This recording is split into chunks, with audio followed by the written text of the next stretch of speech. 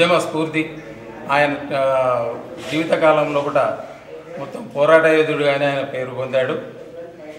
అతడు మొదటిసారిగా నిజాం నవాబ్కు వ్యతిరేకంగా ఉద్యమాన్ని గురుపెట్టి అటు నుండి రాజకీయాల్లోకి ఆయన రంగప్రవేశం చేశాడు.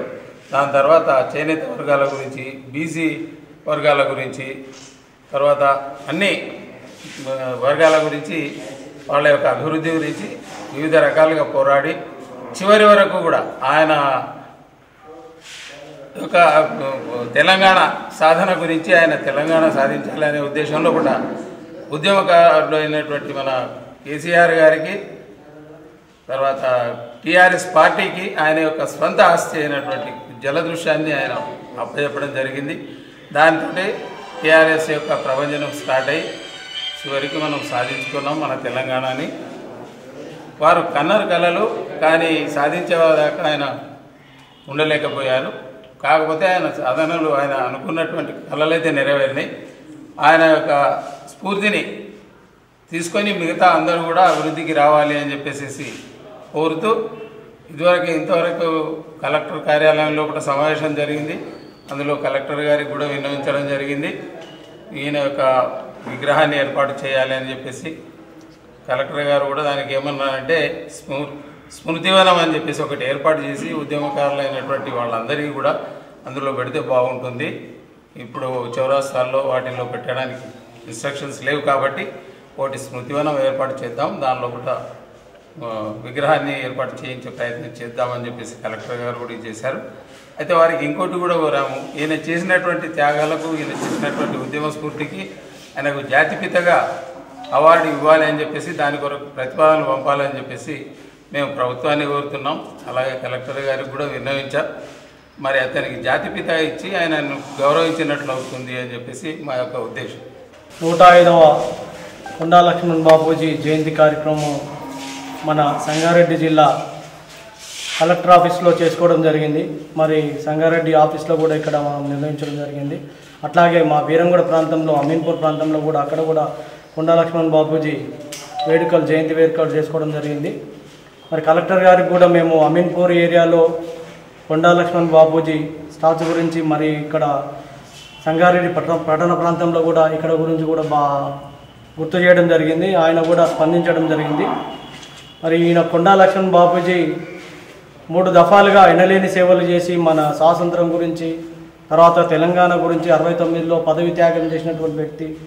మళ్ళా 97 ఏళ్ళ వయసులో ఢిల్లీ జంతర్ మంతర్ దగ్గర ఆయన ధర్నా చేసి అక్కడ ఉన్న ప్రభుత్వానికి మేల్కొల్పినటువంటి వ్యక్తి. అలాంటి వ్యక్తిని మనము మరవకుండా ఇలాంటి కార్యక్రమాలు చేసుకొని జాతిపిత బిరుదు కూడా ఇవ్వాలని ప్రభుత్వాన్ని వేడుకోవడం జరుగుతుంది. బాపూజీ గారి 105వ జయంతి ఉత్సవాలను సంగారెడ్డి జిల్లా పద్మశాలి సంఘం ఆధ్వర్యంలో నేడు ఇక్కడ జరుపుకోవడం జరుగుతుంది. 27 సెప్టెంబర్ 1915లో ఆదిలాబాద్ జిల్లా వాకాండి గ్రామంలో చేనేత కుటుంబంలో కొండా లక్ష్మణ్ బాపూజీ గారు జన్మించారు. వారు ఉన్నత విద్య గురించి హైదరాబాద్ వచ్చినారు మరియు న్యాయశాస్త్ర పట్టభద్రులు కూడా అయినారు. తర్వాత న్యాయవాద వృత్తిని కూడా చేపట్టినారు. 1940లో ముంబైలో మహాత్మా గాంధీ ఒక సమావేశంలో పాల్గొని ఆయన ఉపన్యాసానికి ఉద్యుక్తుడై ఈ గాంధీ టోపీని ధరించడం అప్పటి నుంచి ప్రారంభించారు.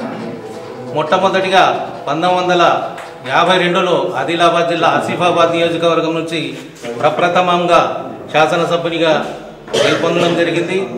అది తర్వాత కాలక్రమేణంలో రిజర్వేషన్ మారడంతో నల్గొండ జిల్లాకు మారి అక్కడ 4 పర్యాయాలు ఎమ్మెల్యేగా గెలుపొందడం జరిగింది. నీలం సంజీవయ్య గారి మంత్రివర్గంలోనూ మరియు కాశీ బ్రహ్మానందరెడ్డి గారి మంత్రివర్గంలోనూ మంత్రిగా పనిచేసినారు. 1957లో ఉమ్మడి ఆంధ్రప్రదేశ్ రాష్ట్ర ఉపసభాపతిగా కూడా పనిచేసినారు. 1969లో తెలంగాణ ఉద్యమం ఊపు వచ్చినప్పుడు తన మంత్రి పదవికి త్యాగం చేసి ఉద్యమంలో పాల్గొని విజయవంతం చేసినారు. అదే స్ఫూర్తితో మళ్ళీ వృద్ధాశ ఉద్యమంలో కూడా ఎక్కడ తెలంగాణ ఉద్యమం టెంటు పడితే అక్కడ కొండా లక్ష్మణ్ బాపూజీ వచ్చి అక్కడ ఉన్న ప్రజలను ప్రేరేపిస్తూ తెలంగాణ ఉద్యమాన్ని మరింత పక్కడబందీగా చేసే దిశలో ఆయన సూచనలు చేశారు. మరియు తన వృద్ధాప్యంలో కూడా ఢిల్లీలోని జంతర్ మంతర్లో ఎముకలు కొరికే చలి ఉన్నప్పుడు కూడా అక్కడ ఆ చలిలో కూడా ఆయన నిరాహార దీక్ష చేసి తెలంగాణ రాష్ట్రం కావాలని పట్టుదల పట్టి నిరంతర కృషి చేసి బీద బడుగు వర్గాల ఆశాజ్యోతిగా వారు పేర్కొందినారు. అలాగే వారికి సరైన బిరుదునిచ్చి ప్రభుత్వం ఆదరించాలని కోరుతూ